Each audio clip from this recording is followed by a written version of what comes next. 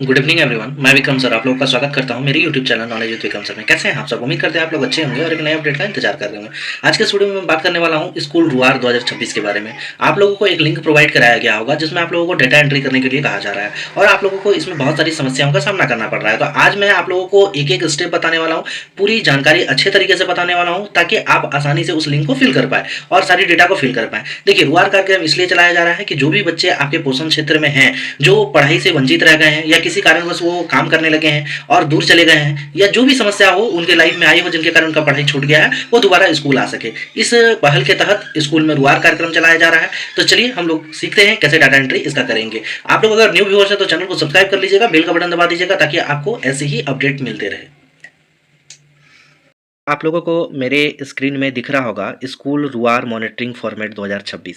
तो आपको इसी लिंक में आपको क्या करना है, एंट्री करना है।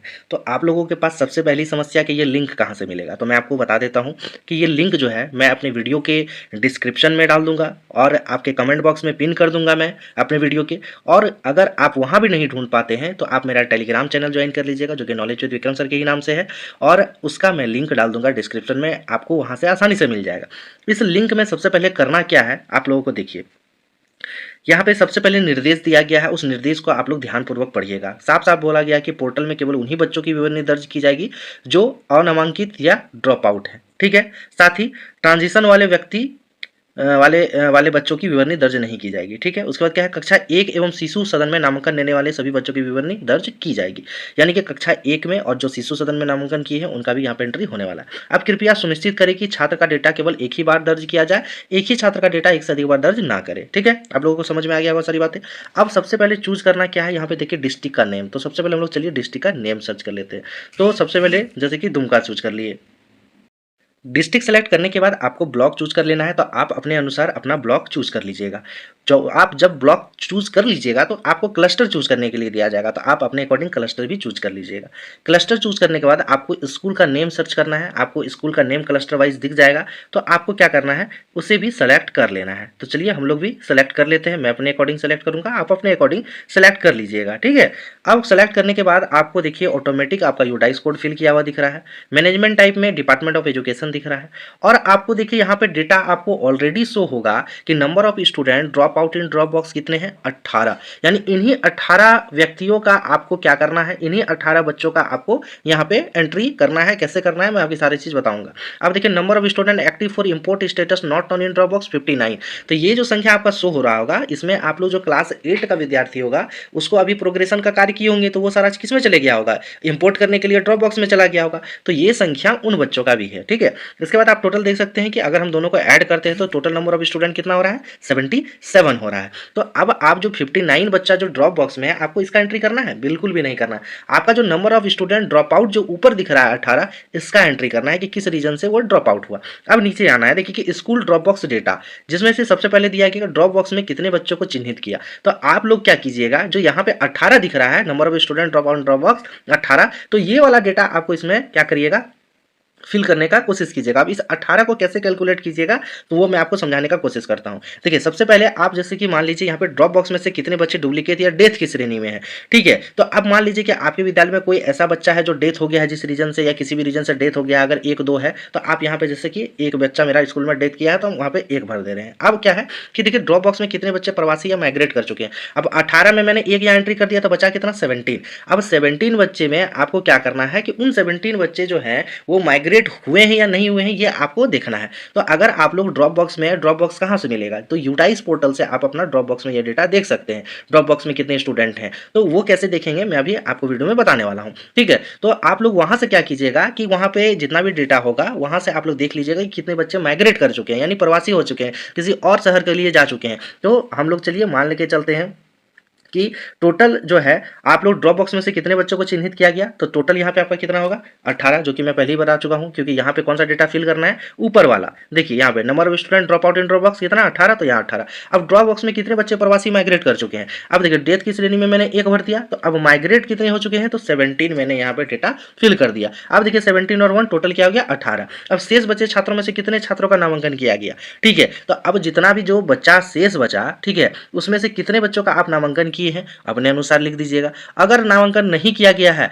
तो आप जीरो कर दीजिएगा। मान लीजिए अब शेष मेरा यहाँ बचा ही नहीं तो मैं क्या करूँगा, जीरो जीरो फिल कर दूंगा। ठीक है, जीरो फिल कर दिया। अब है आपका देखिए कि आंगनबाड़ी। अब आंगनबाड़ी में क्या है कि आपके विद्यालय के पोषक क्षेत्र में आंगनबाड़ी में 5.5 प्लस यानी 5.5 वर्ष से आयु वर्ग के बच्चों की कुल संख्या कितनी है। तो ये आपका डेटा, अगर एग्जैक्ट डेटा आप लेना चाहते हैं तो ये आपके आंगनबाड़ी सहायिका आपको देगी। और नहीं तो आप क्या कीजिएगा, क्लास 1 से जो है आपका जितना बच्चा क्या हुआ है कि क्लास 1 में जो एडमिशन हुआ होगा तो वो तो आंगनबाड़ी से ही आया होगा। तो आपके विद्यालय के पोषक क्षेत्र में आंगनबाड़ी में 5.5 आयु वर्ग के बच्चों की कुल संख्या कितनी है।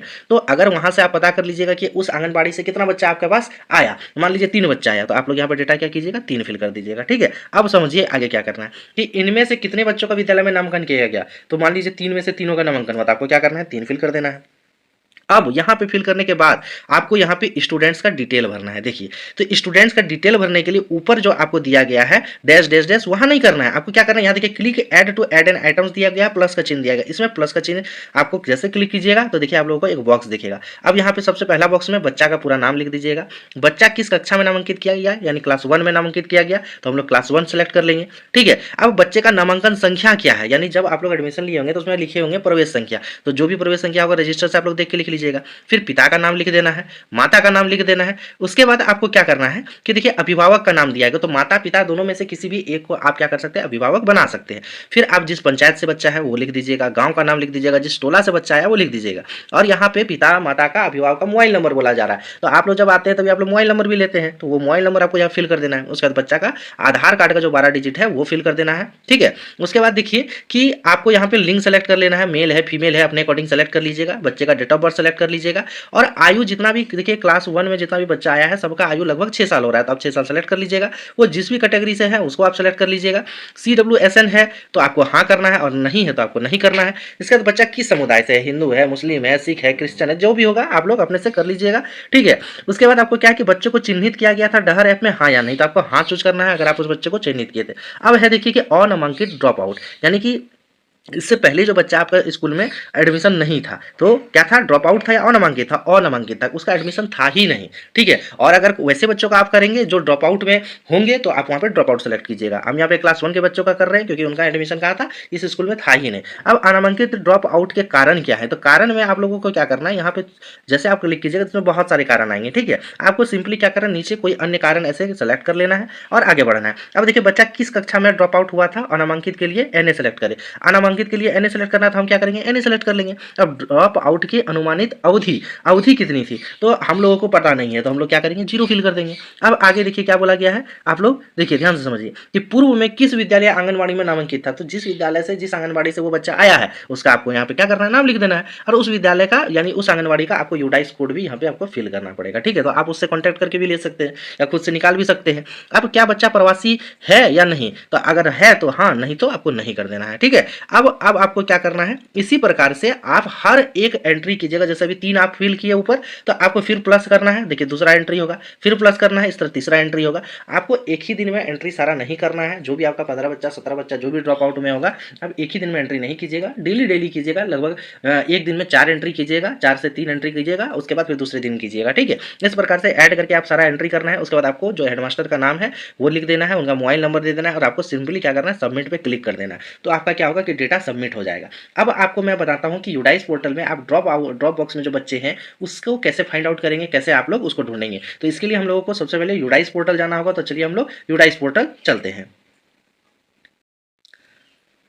आप लोग अपने फ़ोन में udice.gov.in सर्च कर लीजिएगा। सर्च जैसे कीजिएगा पहला वेबसाइट दिख जाएगा, आपको उस पर क्लिक करके आइएगा तो आप लोगों को राइट साइड में आप लोग देख सकते हैं लॉगिन फॉर ऑल मॉड्यूल दिखेगा। आप इस पर क्लिक कीजिएगा तो आप लोग देख सकते हैं कि सेलेक्ट स्टेट चूज करने के लिए बोला जाएगा। तो आपको अपने अकॉर्डिंग क्या करना है, स्टेट को चूज कर लेना है और गो वाले सेक्शन पर क्लिक कर देना है। जैसे आप गो वाले सेक्शन पर क्लिक कीजिएगा नीचे देखिए स्टूडेंट मॉड्यूल दिखेगा। इस स्टूडेंट मॉड्यूल पर जो लॉगिन का ऑप्शन है इस पर फिर आपको क्लिक करना है। जैसे क्लिक कीजिएगा एक नया पेज आपको ओपन होता हुआ दिखाई देगा और इसमें आपको अपना यूडाइस कोड और पासवर्ड डालकर आपको लॉगिन करना है। तो चलिए हम लोग सबसे पहले लॉगिन हो जाते हैं।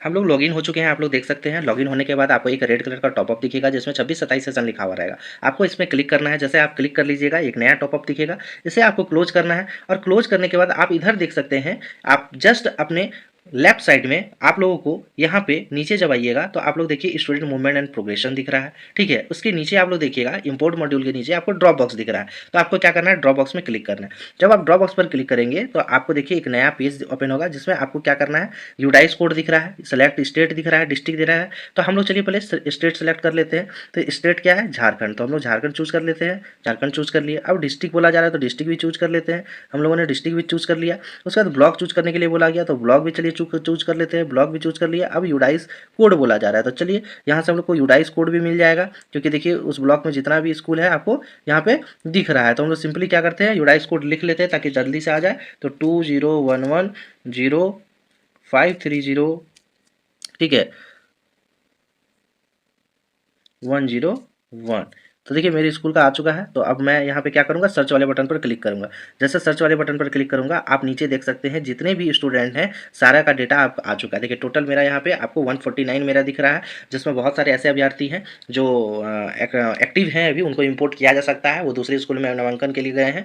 तो यहाँ से डेटा आपको जो भी है, आपका जो भी ड्रॉप आउट हुआ है, आप यहाँ से उसे देख सकते हैं कि बच्चा क्यों ड्रॉप आउट हुआ है, सारा चीज़ आपको यहाँ से दिख जाएगा, ठीक है। तो आप लोग देख लीजिएगा, यहाँ से आप लोग आसानी से डेटा देख के आप लोग फिल कर सकते हैं। तो आई होप आपको सारी बातें समझ में आई होगी। फिर भी कोई समस्या आता है तो आप लोग कमेंट बॉक्स में जरूर पूछिएगा, मैं आपकी हेल्प करने की कोशिश करूंगा। तो चलिए मिलते हैं नेक्स्ट वीडियो में, तब तक के लिए आप अपना ख्याल रखें।